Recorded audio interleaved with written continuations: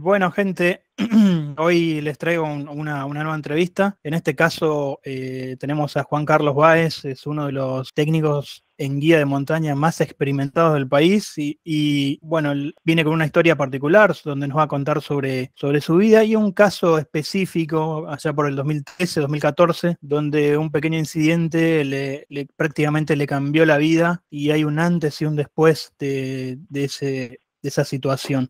Vamos a dejarlo que se presente, lo dejamos a Juan Carlos. Buenas tardes, ¿cómo están? Bueno, buenas tardes acá en Argentina. Estoy en la ciudad de Buenos Aires. Mi nombre es Juan Carlos Báez, soy técnico superior en guía de montaña. Actualmente guío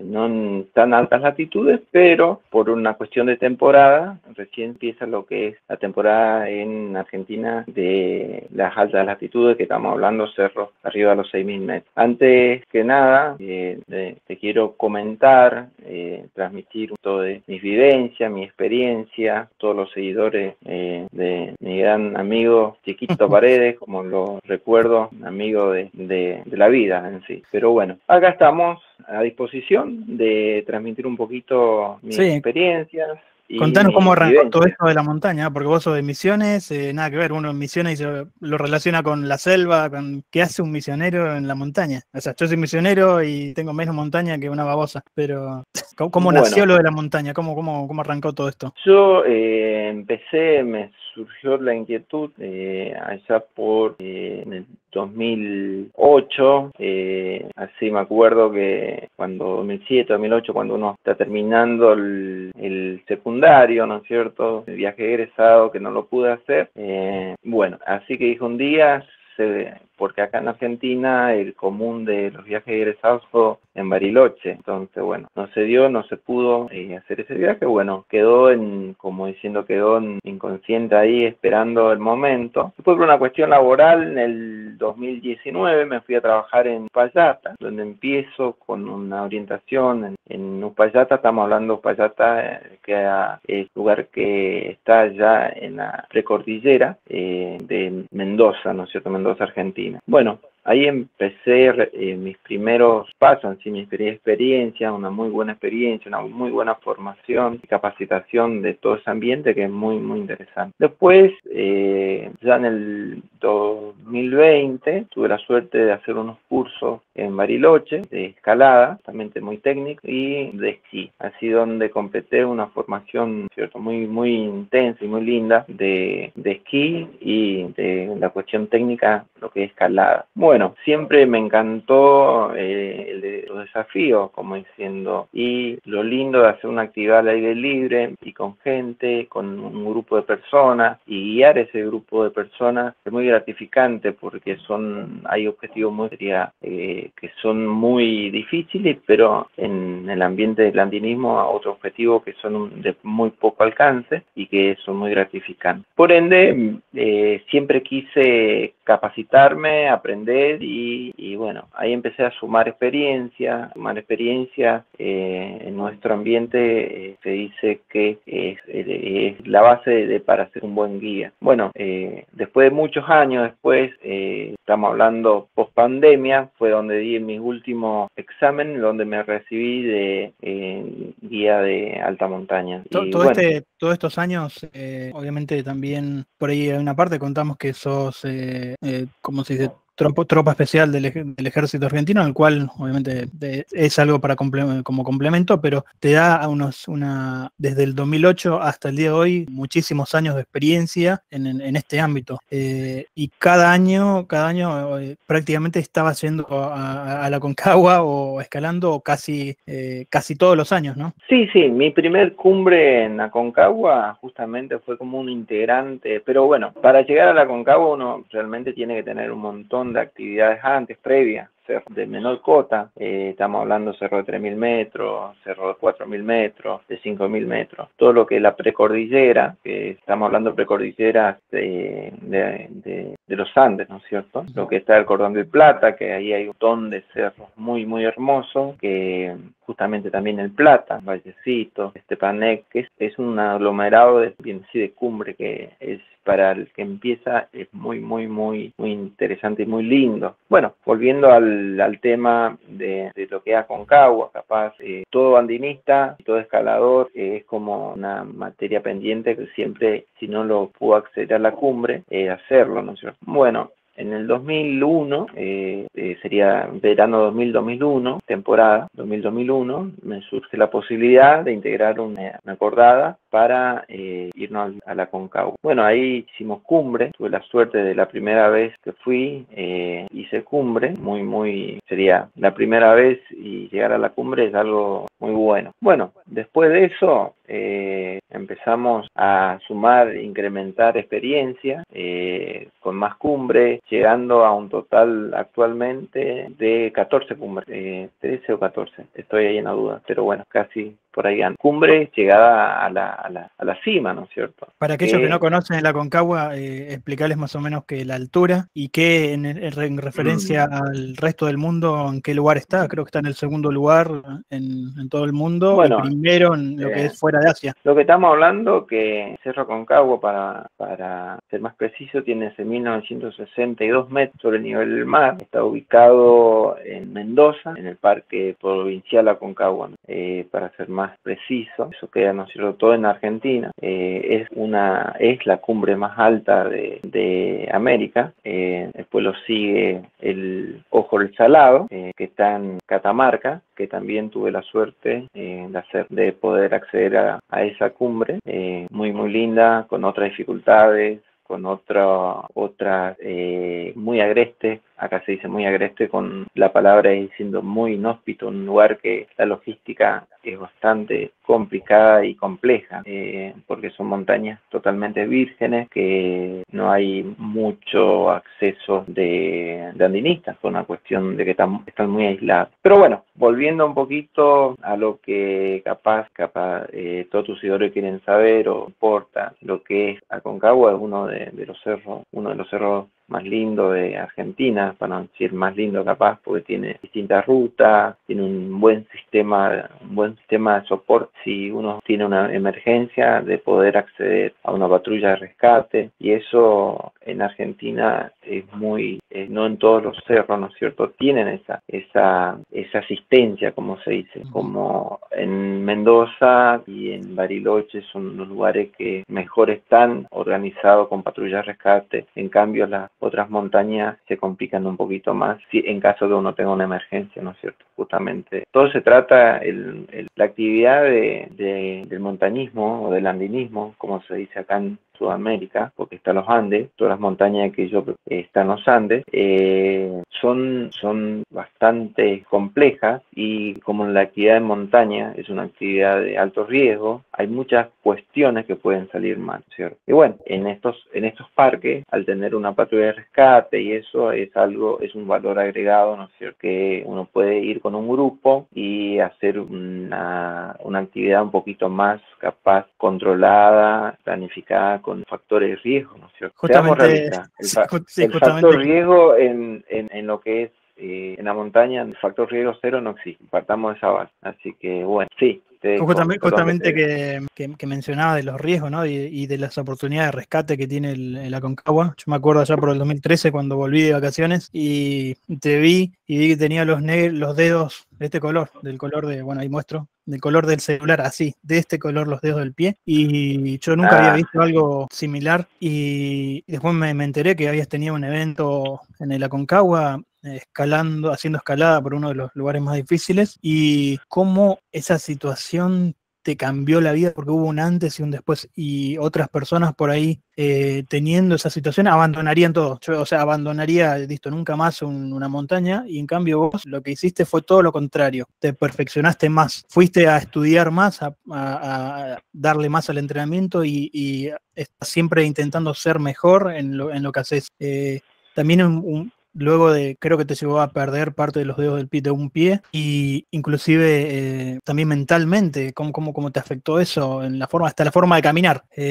Contame cómo ¿Cómo fue esa situación y cómo te cambió la vida? Bueno, es un evento, bueno, trágico es si uno no lo puede contar. Yo creo que ahí empieza mucha gente por una sucesión de errores o circunstancias de la escalada muy propia de la actividad, ¿no es cierto? Uno tarda en resolver y llega a una fatalidad. Bueno, en mi caso,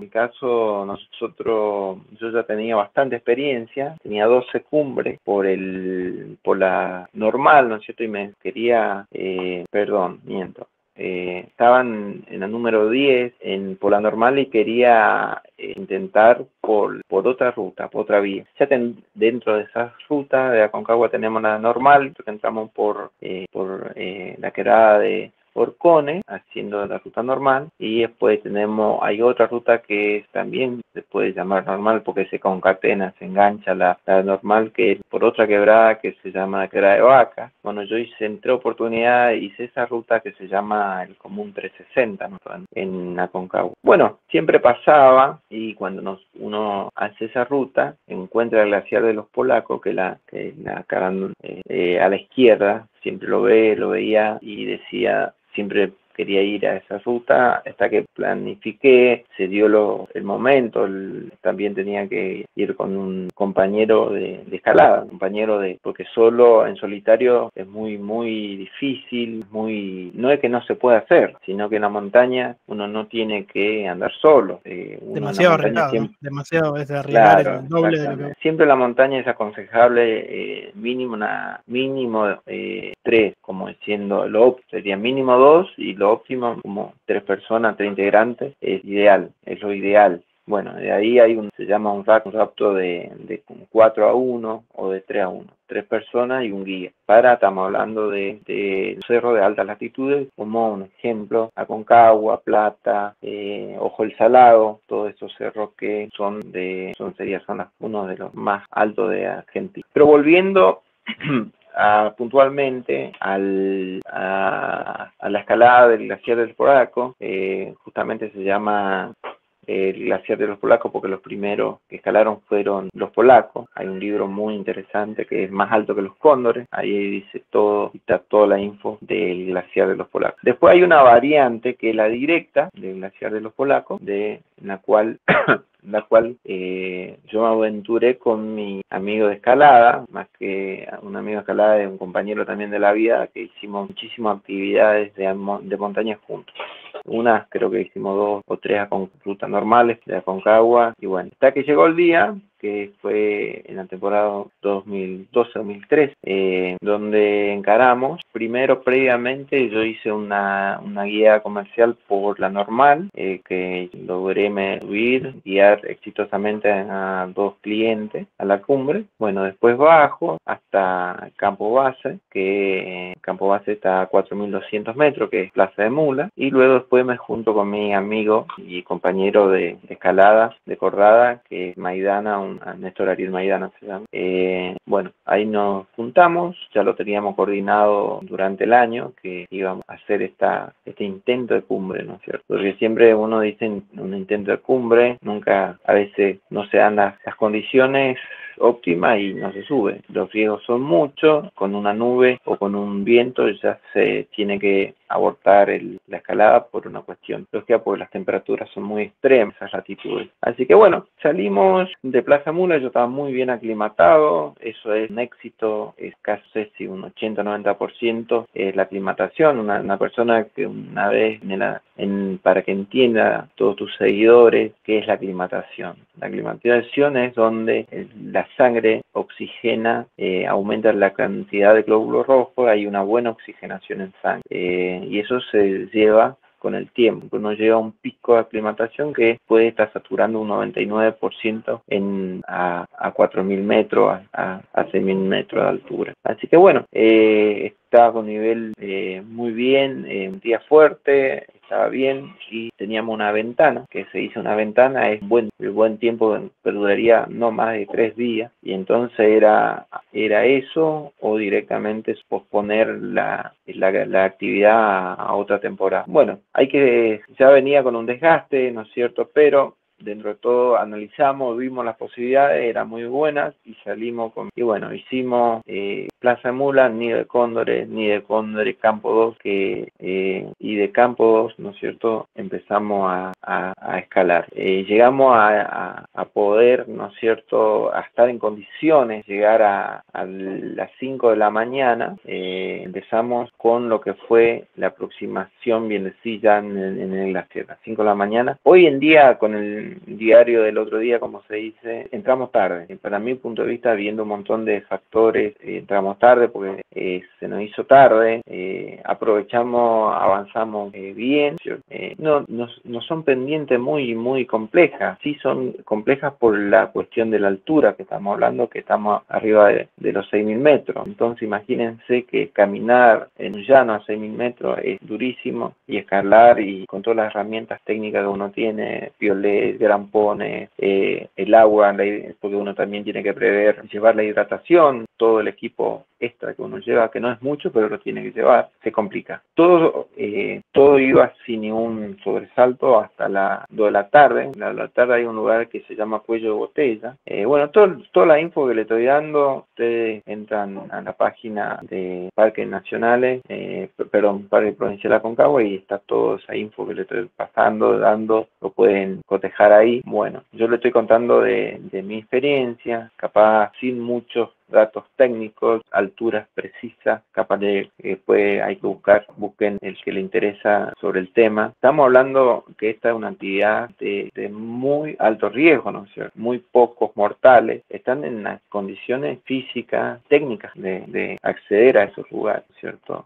Es algo que es, la verdad, yo haciendo en retrospectiva, estamos hablando que esa fue mi cumbre número 11, y no, fue algo como siendo la primera vez que tuve la experiencia real de hacer algo realmente, algo bueno y algo muy complejo como es la directa a los polares. Para que tengan idea, tiene casi una equivalencia de un 8.000 por la dificultad técnica que presenta, ¿no es cierto?, el cerro. Y el glaciar es un glaciar muy duro, el hielo es un hielo eterno con unos ceras colgantes que son terribles, muy duro. A nosotros nos tocó una época muy seca, sabemos que por el calentamiento global hay un retroceso de los glaciares, es terrible, yo tuve la posibilidad de circular en esos lugares muchas veces en distintas épocas de mi carrera, ¿no es cierto?, para decir distintos años, y cada vez se achica más los glaciares. Estamos hablando de arriba de los 6.000 metros, y no es que hay un retroceso ahí, sino que hay la nieve que cae, nunca se cocciona, nunca forma otra capa y va quedando hielo expuesto, un hielo muy duro, que son hielos eternos, ¿no es cierto? Entonces, para la actividad de cuando uno va escalando, eso es muy perjudicial a los pies, porque los pies permanentemente van sufriendo microfisuras en los tejidos con el frío. Entonces es algo, si uno capaz a veces uno por el miedo quiere asegurar mucho y eso va perdiendo tiempo. Bueno, es un equilibrio muy delgado. La escalada en estos lugares es un equilibrio muy delgado entre la seguridad y la velocidad. Entonces, podemos ir bien seguros, pero vamos muy lento. Si vamos muy lento, ¿qué pasa? Vamos a estar mucho más tiempo expuestos a unas temperaturas muy extremas. Estamos hablando, para que tengan, seguidores que tengan una idea más o menos de las temperaturas que estamos hablando de 22 grados bajo cero. Son temperaturas muy bueno, a partir de las 2 de la tarde íbamos muy bien en ritmo, lento capaz por la seguridad, pero bien, priorizamos mucho la seguridad, y en las 2 de la tarde hubo una nube, entró un temporal. Cuando nos dimos cuenta, estamos adentro de una nube bueno, empezamos a navegar escalando con el navegador, tratando de escalar con el navegador, porque yo tenía cargado el punto que tenía que llegar, pero como el frío era tan fuerte, cuando sacaba el GPS, y el GPS me tiraba la alarma como diciendo peligro de congelamiento del cuarzo, ¿no es cierto? Entonces estamos hablando que estos dispositivos electrónicos te avisan cuando la temperatura es muy extrema. Estamos hablando, yo creo que en el rango de 15 grados bajo cero, 20 grados, así que si no, bueno, tuvimos mucha suerte, no sé si es suerte o providencia. Yo creo que fue dos cosas sumadas, que teníamos cargado bien los track puntos, ¿no es cierto?, donde teníamos que llegar y donde no tuvimos, la visibilidad fue nula, bien nula. Entonces, estamos hablando de 2 metros, 3 metros, ni es una nevada muy, muy intensa, muy copiosa, pasando lo que fue el cuello de botella, un poquito más arriba. Y bueno, llegamos a un punto que se llama la gargantita le dicen lo que escalaron y lo pueden cotejar en la ruta esta, en la directa de los polacos, a las 9 de la noche, 9, 10 de la noche. Y bueno, en ese momento se limpió, tuvimos una suerte, se limpió. Como vino el temporal, se fue, pero nos dejó un desgaste muy importante, porque fueron muchas horas con temperaturas muy extremas. Y bueno, la deshidratación, la fatiga, la incertidumbre, y bueno, nosotros corríamos con una carga psicológica en sí extra, porque hacía 2 días, serían 2 días antes que nosotros entremos al cerro, hubo un accidente, dos chicos, uno era estadounidense y otro creo que era canadiense, se quedaron ahí, no pudieron salir, agarró algo similar el mismo temporal que nosotros, hicieron esperar que pase el temporal y se ve por la hipoxia a la altura, se quedaron dormidos y bueno, nunca más pudieron salir del cerro, ¿no es cierto? Bueno, seamos realistas que una vez una persona que escala por esta ruta, muy difícil que lo recuperen los cuerpos, muy difícil porque es imposible. Más ellos tuvieron como que se desviar un poquito la ruta, y bueno, que Dios lo tenga en su gloria, pero nosotros estábamos peleando, estábamos en la misma distancia, ¿no es cierto? Pero bueno, tuvimos ya como diciendo, le dimos todo y pudimos pasar esas 4 horas, 5 horas, que fueron muy complejos. Y bueno, después de las 9 de la noche se nos limpió el cerro y ahí avanzamos muy, muy bien y rápido, llegando, pudiendo coronar a la cumbre a las 2:30 de la madrugada, bien, llegando a la cumbre de Aconcagua, por la directa de Polar. Obvio, éramos nosotros nomás, pero ya ahí en la cumbre, ¿no es cierto?, yo percibí que algo andaba mal en los pies, porque sentía unas descargas eléctricas en las plantillas de los pies, y es una sensación de uno, como que la sangre de vuelta quiere empezar a irrigar, y eso es porque lo tenía totalmente adormecido los pies. Bueno, obvio, esto está en todos los manuales, que uno tiene que evitar todo momento, sacarse las botas, sacarse los guantes, todos se verá los daños en la carpa. Ahí uno evalúa y ahí recién, pero ahí cuando está, es todo nada. Uno no puede decir, me estoy congelando, me cambio las medias, me cambio los guantes, porque directamente, si hay una posibilidad de salvar algo, ahí ya se pierde. Entonces uno tiene que correr con esa reacción psicológica, ¿no es cierto? Decir, sí, estoy congelado, no sé cuánto, pero eso lo veré en la carpa, en el campo alto. Bueno, empezamos, hidratamos, hablamos con compañero de escalada, cuál era su situación. Su situación era, no sé si igual que la mía, pero estábamos bastante cansados, pero bien entero, consciente y ubicado en tiempo y en espacio, que eso no es poca cosa, ¿no es cierto? Porque la gente, por la hipoxia, por la deshidratación, por un montón de cuestiones de la altura, puede estar, ¿no?, como empiezan los MAM. Los MAM son los más agudos de montaña, ¿no?, que empieza, bueno, esto es todo un capítulo más, ¿no es cierto?, de los riesgos que uno puede correr en estas actividades de escalada en altas cotas, ¿no es cierto?, que capaz, cuestiones técnicas, en cerros que no tienen altura, ese riesgo no corremos, pero en estos sí lo corremos. La cuestión que en Aconcagua, en la ruta directa de los polacos, casi no es común. Puede ser que alguien escale con oxígeno, pero no es común. El oxígeno sí se lleva en las expediciones comerciales, se lleva como más soporte, soporte médico, bien, no se escala como ven cuando uno ve algo del Everest, un 8000 que andan con las mascarillas de oxígeno, no. En los cerros de los Andes no se escalan con oxígeno, así que es todo como diciendo, realmente la altura es la altura, no se baja la cota con una saturación, una provisión de oxígeno. Bueno, nuestra decisión ahí fue directamente hidratar, tomar algo caliente que teníamos todavía y bajar al campo 2, que es donde teníamos la carpa, que en pie de ahí en la cumbre no hay nada, ¿no? O sea, cuando estás en cumbre, hay un plano,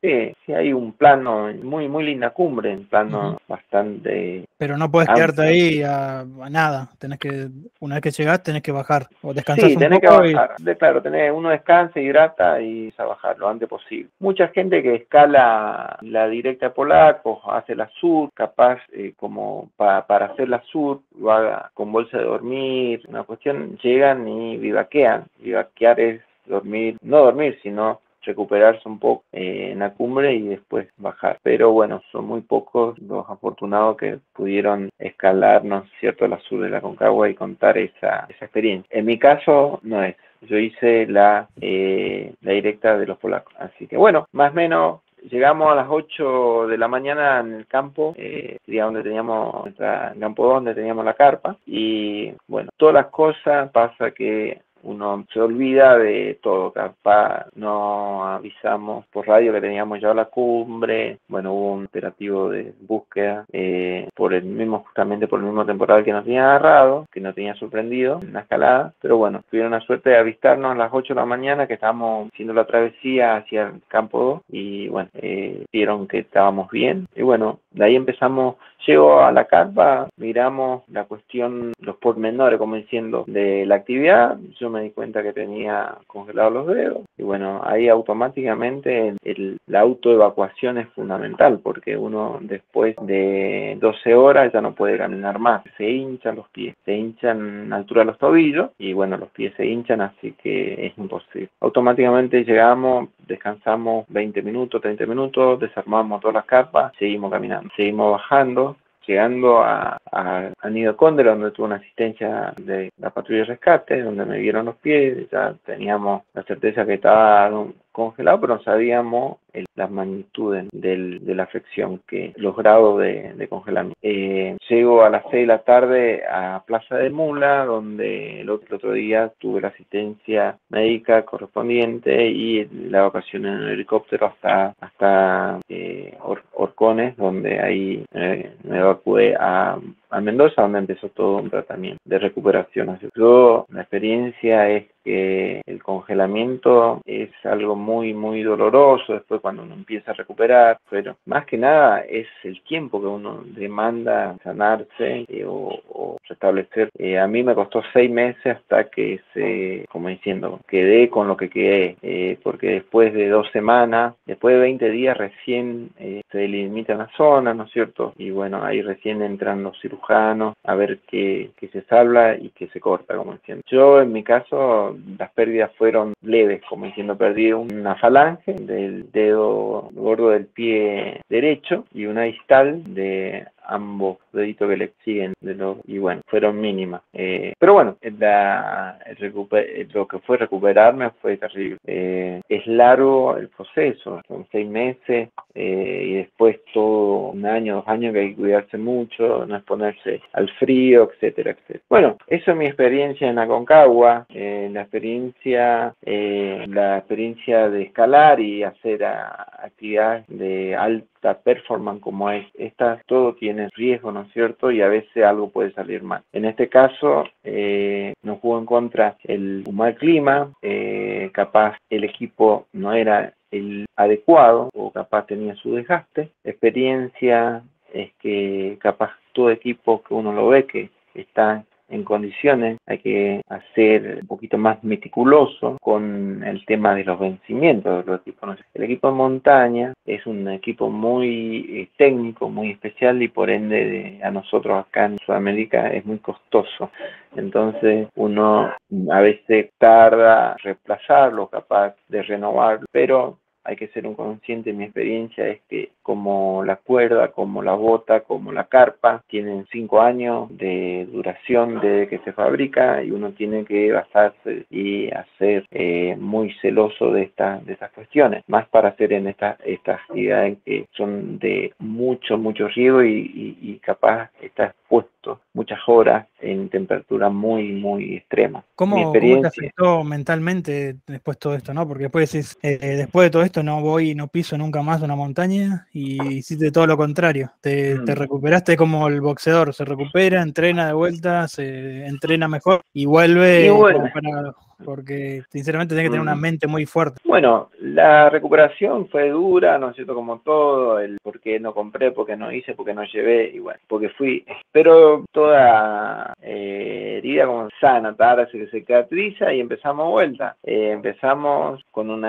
cuando me da pena, ya puedo empezar a caminar, a hacer mi vida normal, retomar mis actividades normales. Surge la posibilidad de hacer, como diciendo, cursar la Tecnicatura Superior en Guía de Montaña, una posibilidad que me dio acá el Club Andino Buenos Aires. Ya estaba trabajando acá en Buenos Aires y bueno, dije, empecemos, hagamos esta y profesionalicemos más. Siempre se aprende. Yo ya tenía guiado un montón de veces, tenía un currículo deportivo bastante, pero quería ver de otro punto de vista. Y bueno, hice la Tecnicatura Superior en Guía de Montaña, lo he terminado, un montón de experiencia más, muy buena, muy buenos amigos y más gente del ambiente. Y volví a Aconcagua, volví con una expedición también por el 360, y bueno, con el equipo idóneo y todos los recaudos necesarios, y hicimos cumbre justo antes de la pandemia. Después bajamos un mes y quedamos 2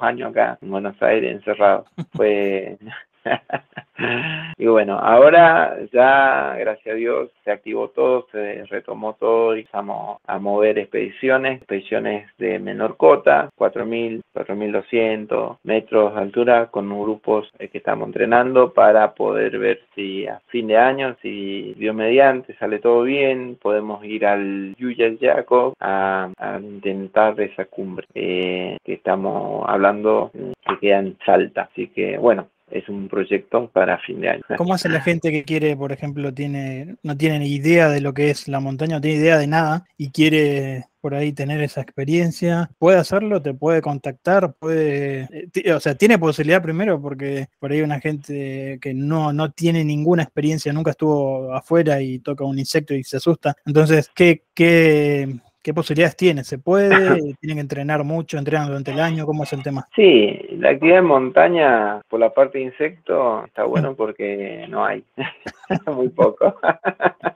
Así los que tienen ese problema, no es un ambiente muy frío, muy árido, así que muy limpio en ese punto de vista. Y no, todo se empieza mucho, yo suelo ver y suelo escuchar a gente que siempre quiere empezar por lo más alto. Y no, un ejemplo, hay un montón, tiene que ser muy gradual, empezar a caminar. Es una actividad muy, muy placentera, una actividad al aire libre. Uno depende del objetivo que apunta, pero hay para todo, hay un trekking, hay una vez que uno aprende a caminar, puede hacer algo de escalada para perder un poco de vértigo, saber trabajar con cuerdas, escalada, que hoy en día muchos, viene así en todo el mundo, y después trekking y después la ascensión, ¿no es cierto? Ya con cerros con un poquito mayor cuota. Acá nosotros en Argentina tenemos toda la cordillera, que es toda la Argentina corre en la cordillera de los Andes, y tenemos una variedad muy interesante de cerros y de concentraciones de 6.000, y bueno, y también hay sierras. Acá en Argentina hay muchas sierras, que eso permite que la gente se pueda entrenar y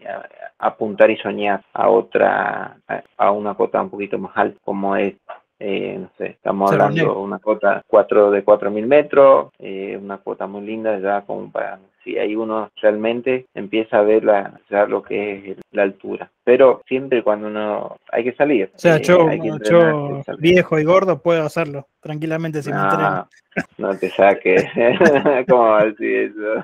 Si vos sos, si Pero, o vos sea, yo sos, podría, si entreno, por ejemplo, yo, una persona normal que trabaja totalmente, normalmente, totalmente. puedo hacerlo. O sea, no hay, Totalmente. no Yo hay que. actualmente estoy viviendo y residiendo en Buenos Aires, Capital Federal, y bueno, hace 2 semanas fuimos a Mendoza, fuimos al Cerro Penitente con un grupo de 4 personas, hicimos cumbre y fuimos un fin de semana largo. Fuimos 3 días en montaña, hicimos y volvimos. El otro día estábamos trabajando acá en Buenos Aires, así que lo que voy yo se puede. Sería, si uno se entrena y está bien físicamente, con una buena preparación física, con un equipo idóneo, no sé, si uno va a un cerro que no conoce, por supuesto es aconsejable siempre ir con un guía, porque uno con eso sabe que va a hacer las cosas bien.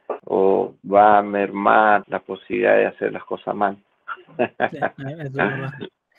Entonces, bueno, yo voy a dejar para la gente que por ahí quiere conectarse con Juan Carlos, voy a dejar el contacto en la descripción para que puedan ver, voy a dejar también sus redes sociales para que puedan acceder y bueno, así que la verdad que quería que nos cuentes esta historia, la verdad que yo la había escuchado anteriormente, pero no completa, entonces me quedé creo que es una de las entrevistas que más callado me quedé escuchando, porque es muy interesante y también la experiencia de superación creo que es lo más, que va sobre todo, ¿no? Superarse, caer y levantarse y seguir y bueno, así que bueno, te agradezco por esta entrevista, te agradezco por tus palabras y bueno, la gente que quieren contactarse ya sabe. Bueno, como te dije cuando empezamos, cuando quieras, estamos acá disponibles para contar un poquito las vivencias y las experiencias, porque hay un dicho que lo usamos nosotros, es que la experiencia de uno cuestan caro y llegan tarde, porque ya uno hizo algo mal y bueno, de eso te quedó la experiencia, pero cuesta caro, como entiendo. Y en la montaña a veces los errores, lamentablemente, a mí, en mi caso me pasó a mí, yo estoy tranquilo, que fue un error o subestimé el objetivo, qué sé yo, pero me pasó a mí y actualmente es esa experiencia, soy muy meticuloso cuando trabajo y cuando guío, cuando tengo mi grupo de andinista y cuando salimos a la montaña, de controlar, cuidar para poder preservar la integridad física de todo el equipo, ¿no es cierto? Porque nada se justifica, ni una actividad se justifica una uña que lo perdamos. Es una actividad netamente recreativa, de placer, y uno tiene que poner eso en la cabeza. Nada física, la pérdida de ni una uña, ¿no es cierto?, por una actividad. No hay que mezclar, son actividades para que uno va a la montaña, va a desestresarse, va a pasarla bien, y no arriesgar la vida de uno ni la vida de terceros. Sí, Eso eso es es algo importante. muy importante. Así que Más que nada la mochila de la responsabilidad, no tenés la mochila de exactamente, la no tengo esa gente. responsabilidad, lo que me pasó a mí, así que bueno, nada, me la tomé como una llamada de atención, ¿no es cierto?, para concentrarme más y estar más focalizado. Acciones que a veces uno piensa, no me va a pasar a mí, pero bueno, nunca se sabe. Pero toda actividad de montaña, todo tiene riesgo, no existe riesgo cero, pero hay que minimizarlo. Y es una actividad espléndida, espectacular, que lo pueden hacer todos y en muchas partes del mundo se potencia mucho los adolescentes, los niños, en lo que es escalada por una cuestión psicomotriz, para mejorar. No, es una actividad muy, muy, muy compleja, muy linda. Recomiendo hacerlo. La escalada para los más chicos, los más adolescentes, hermoso, y nosotros los que ya estamos con unos años encima y con muchos kilómetros con la mochila, nos cuesta un poquito más, pero le hacemos frente todavía.